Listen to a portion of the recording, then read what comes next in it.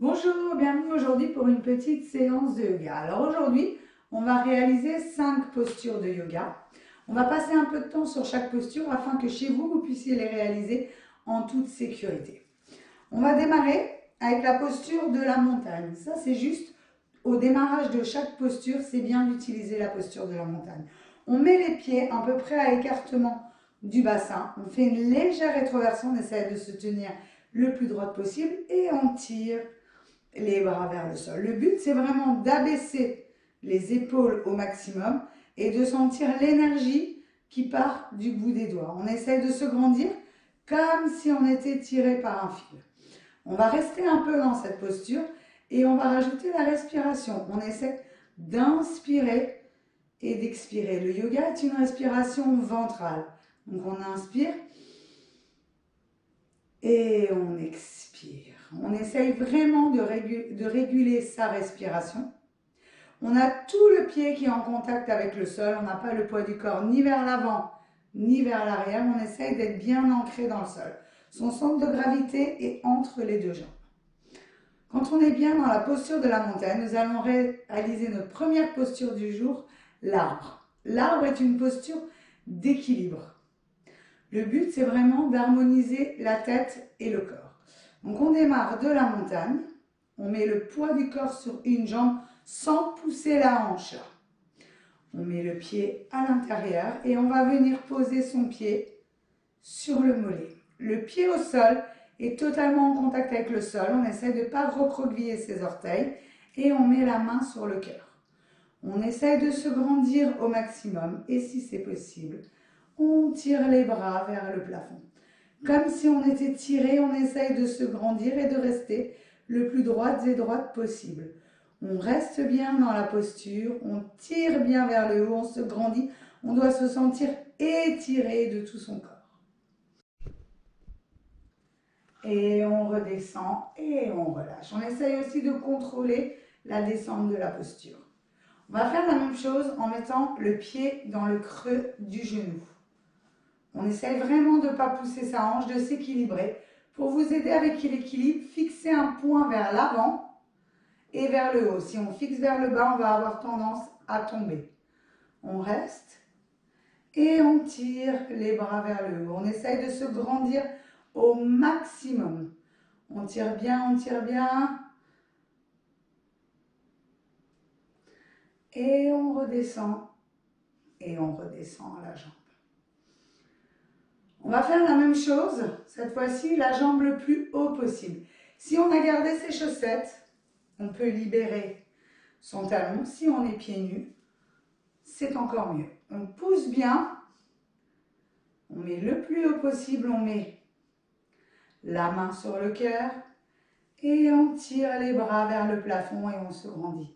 On essaye de rester gainé au niveau de la sangle abdominale, de fixer bien un point devant soi. Tirez bien, regardez bien vers le haut. Moi, j'aime bien joindre les doigts, mais on peut très bien juste poser les mains. On tire comme si une force nous tirait vers le haut.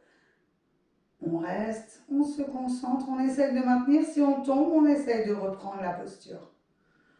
On redescend la main sur le cœur et on relâche.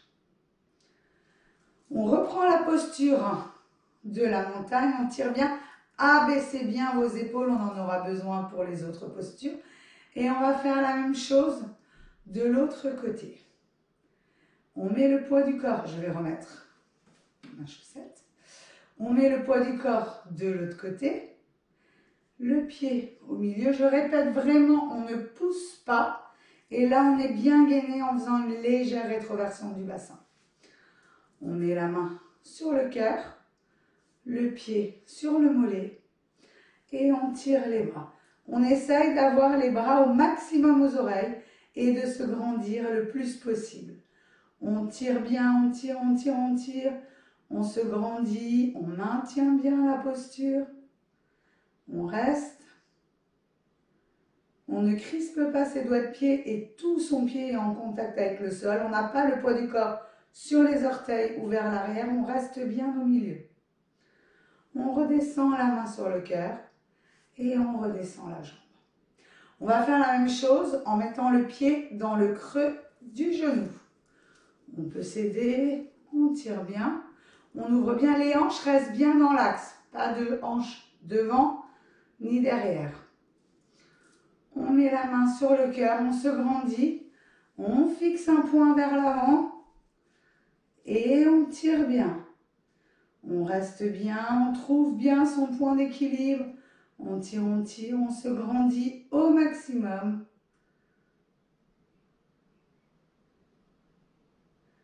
Restez bien, respirez. On inspire et on expire le plus régulièrement possible. On redescend la main sur le cœur et on repose. On va faire la même chose. Je libère mon talon et je mets le pied le plus haut possible. On met la main sur le cœur. Celles qui ont du mal à trouver leur équilibre, restez dans cette position si on peut. On tire les bras vers le haut. On reste bien. On tire, on tire, on tire, on tire, on tire. On serre bien ses abdos.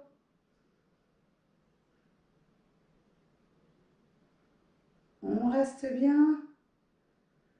On redescend la main sur le cœur et on relâche. On reprend la posture de la montagne et on peut relâcher tout doucement les jambes. Deuxième posture, nous allons faire la posture du guerrier. Alors la posture du guerrier, c'est une posture de force. Le but, c'est vraiment de se sentir contracté. Alors, pour être dans la bonne posture, on va écarter les jambes au maximum. Voilà, on ancre bien tout son pied dans le tapis et on va lever les bras. On essaie de faire une légère rétroversion du bassin parce qu'on a toujours tendance à avancer.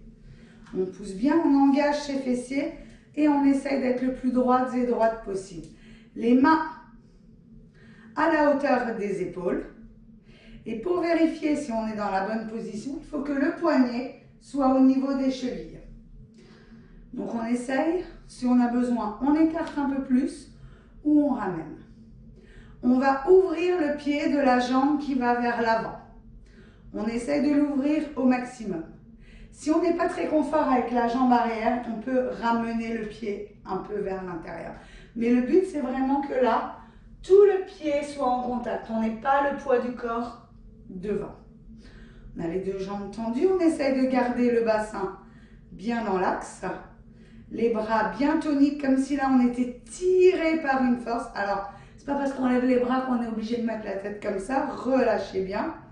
Grandissez-vous. Et le poids du corps doit être au milieu. Et on va plier la jambe avant.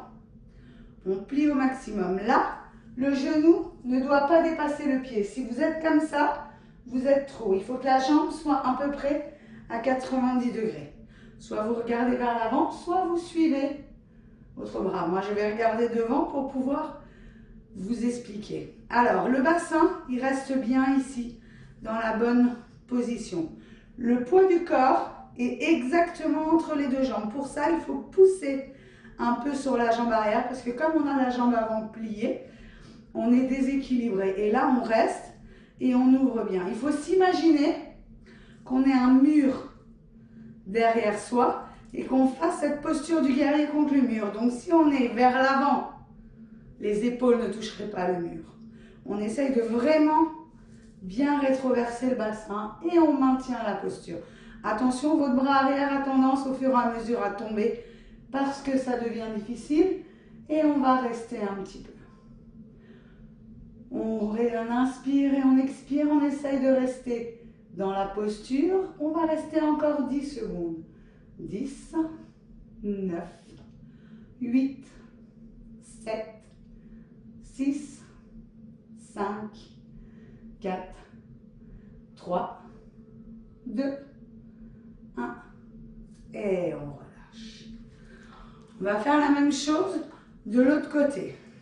On reprend l'écartement, on lève, on abaisse les épaules, on essaye d'être bien droite et droite.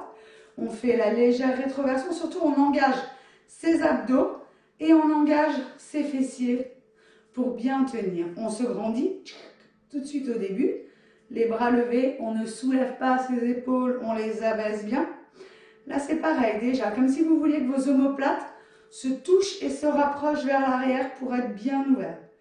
On ouvre le pied devant au maximum. On n'ouvre pas avec la hanche, on reste bien. Le bassin fixe et devant. Si on a besoin, on rentre un peu le pied, sinon on peut rester. Et on fléchit la jambe avant. On peut regarder dans la direction. On soulève bien le bras, il ne tombe pas. On vérifie que son genou est bien perpendiculaire et pas vers l'avant. Le poids du corps réparti. Et on reste, on maintient un petit peu. Si on a tendance à s'écrouler vers l'avant, pensez à bien vous remettre pour équilibrer le poids du corps. Et on va rester 10 secondes. 10, 9, 8, 7, 6, levez bien votre bras, 5, 4, 3, 2, 1, et on relâche.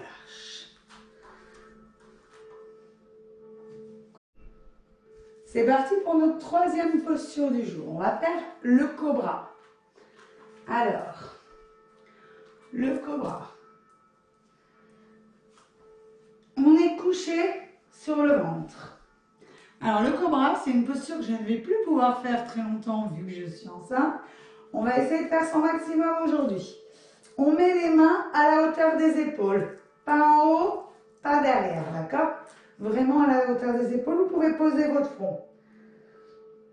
On essaie de coller les coudes au corps, pas les petites ailes d'oiseau qui vont s'envoler. On colle bien. Et là, on essaie déjà de descendre ses épaules, de pousser au maximum et de se grandir et d'allonger sa colonne vertébrale. Et on fait une rétroversion du bassin, on engage les fessiers, c'est-à-dire je pousse mon pubis dans le sol. Le but n'est pas d'augmenter l'hyperextension du dos, c'est vraiment de pousser le pubis dans le sol. Les pieds sont collés au maximum. Et on va pousser un petit peu pour monter. Alors, le but, c'est de monter avec le dos et les abdos. Ce n'est pas les bras où on pousse dans le sol. Là, c'est le dos et les abdos qui montent. On pourrait lever les mains et tenir exactement de la même manière, mais ce qui est dur, c'est le dos. On reste un petit peu et on va monter et on va descendre. Sur l'inspiration, on va monter et sur l'expiration, on descend. On va faire la même chose en mettant les mains vers l'arrière qu'on va joindre et ouvrez bien vos épaules et les omoplates. Là, comme si on voulait que les omoplates se touchent, donc pas les épaules comme ça vers l'avant. On essaye de bien ouvrir et on inspire. On monte, on expire, on descend. Encore une fois. Et on revient. L'important n'est pas de monter haut. L'important, c'est de vraiment engager les muscles du dos. On va faire la même chose. On pousse bien le pubis dans le sol. Et là, on va faire entièrement le cobra. On essaye de monter le plus possible. Si on arrive à tendre les bras, on les tend. Si on n'arrive pas, on les garde pliés. Mais le plus important, c'est que là, le pubis reste au sol. Pas comme ça. Ou comme ça avec le pubis en l'air. Non, le pubis est au sol. On ouvre bien au niveau des épaules et on reste. On essaye vraiment là de repousser. Si on est levé là, c'est le chien tête en haut. Ça ne travaille pas la même chose. On pousse bien. On essaye de garder les pieds bien dans l'axe, d'engager ses fessiers et d'ouvrir au maximum. Alors ne rentrez pas la tête comme ça non plus. Essayez de vous grandir. On tire, on tire, on tire bien.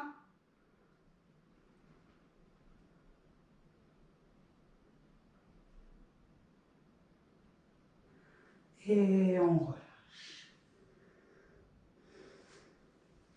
On va refaire une deuxième fois la posture du cobra en entier.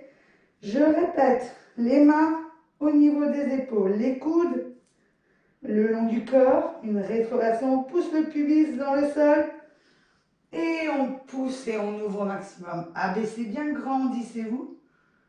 On se grandit, on se grandit. On ne doit pas avoir tout le poids dans les mains, le dos doit bien sentir aussi qu'il est contracté. On inspire et on expire le plus régulièrement possible. Et on redescend. Pour relâcher un peu le tout, on peut prendre la posture de l'enfant. Soit les bras ici, soit l'enfant étiré avec les bras devant. C'est comme vous préférez.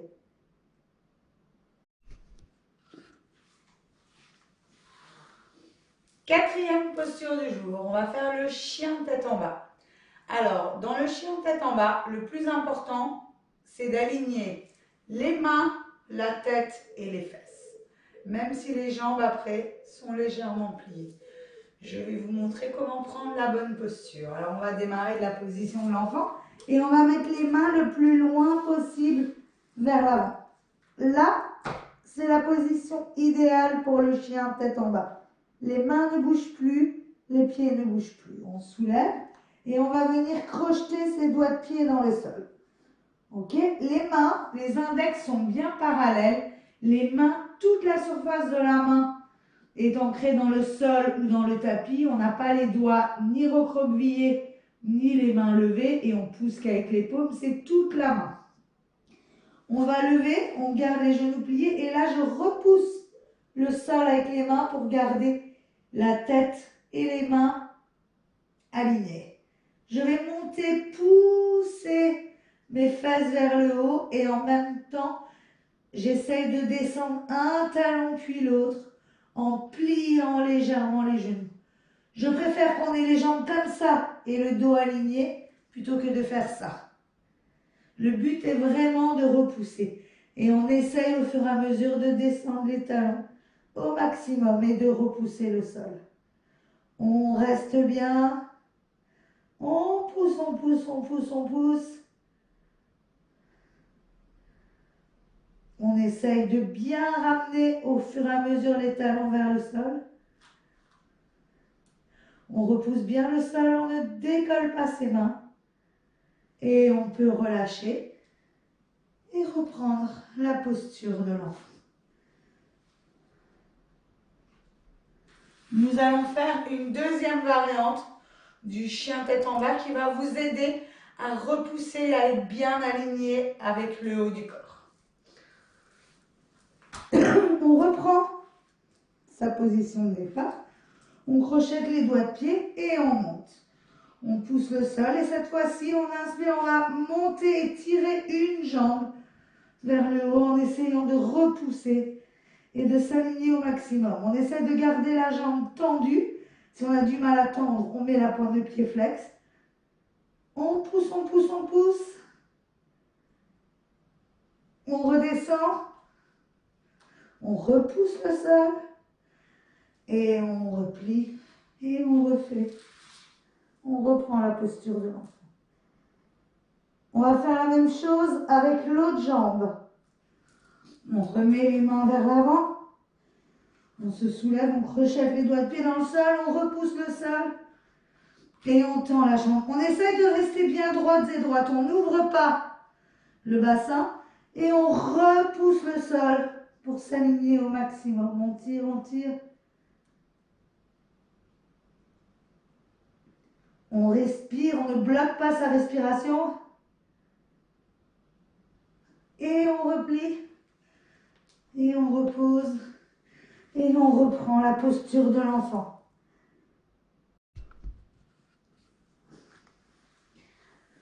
Dernière posture, la cinquième de notre séance, le chameau. Alors, on va venir se mettre plutôt vers l'avant de son tapis. On est bien droite et droite. On essaie de ne pas avoir ni les jambes à l'extérieur, ni les jambes à l'intérieur. Et ni vriller d'un côté, ni vriller de l'autre. On essaie d'être bien dans l'axe.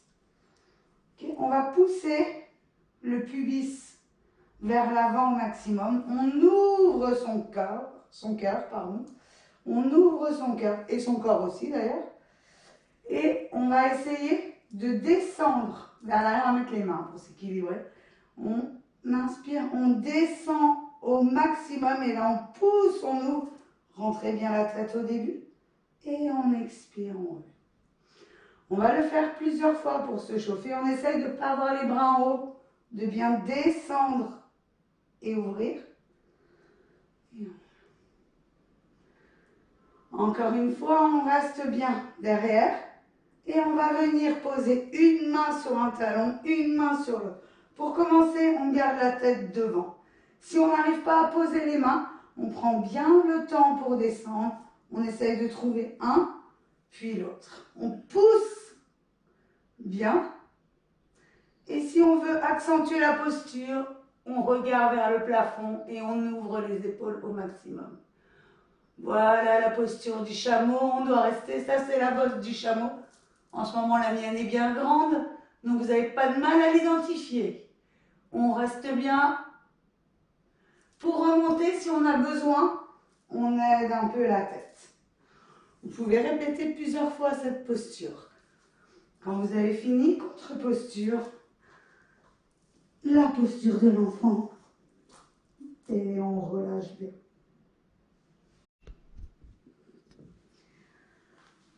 Après les 5 postures du jour, je vais vous montrer un petit enchaînement que vous pouvez réaliser. On va enchaîner le cobra, la planche et le chien tête en bas. Alors, on va démarrer sur le ventre, dans la posture du cobra, les mains à la hauteur des épaules, les coudes bien collés au corps, les pieds engagés. On essaye vraiment de contrôler toutes les postures. On inspire, on prend la posture du cobra. On expire, on crochette ses doigts de pied dans le sol. On inspire, on monte en position planche, pas vers l'avant ni vers l'arrière, bien équilibré. On expire, on maintient la posture. On inspire, on pousse et on prend la posture du chien tête en bas, on pousse bien. On inspire, on reste. On maintient un petit peu le chien tête en bas. On revient dans la posture de gainage. Et on repasse par le cobra. Et on redescend. On va refaire encore une fois. Le cobra. Le gainage, les épaules bien alignées aux mains. Le chien tête en bas. On reste bien un petit peu dans le chien tête en bas. Le gainage. On repose et là on contrôle bien la descente, le pubis. Et on redescend. Vous pouvez répéter cet enchaînement plusieurs fois. À la fin, on reprend la posture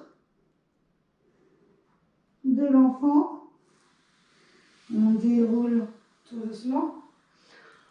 On va venir s'asseoir en tailleur. Le poids du corps vers l'avant, c'est-à-dire je ne suis pas assise comme ça vers l'arrière. Le poids du corps bien vers l'avant. Les mains le long des genoux. On peut reculer un peu les fesses, comme ça on est bien sûr d'avoir le poids du corps devant. Les bras toniques, comme si on faisait la posture de la montagne, assis ou assise. On inspire, on monte les bras comme si on voulait se lever. Il faut avoir le sentiment de se grandir. On expire, on redescend. Encore, on inspire, on monte au maximum. On expire, on redescend. Et une troisième et dernière fois, on monte, on inspire bien. On joint les mains. Et namasté, merci beaucoup. Prenez bien le temps. Et à très bientôt pour une prochaine séance.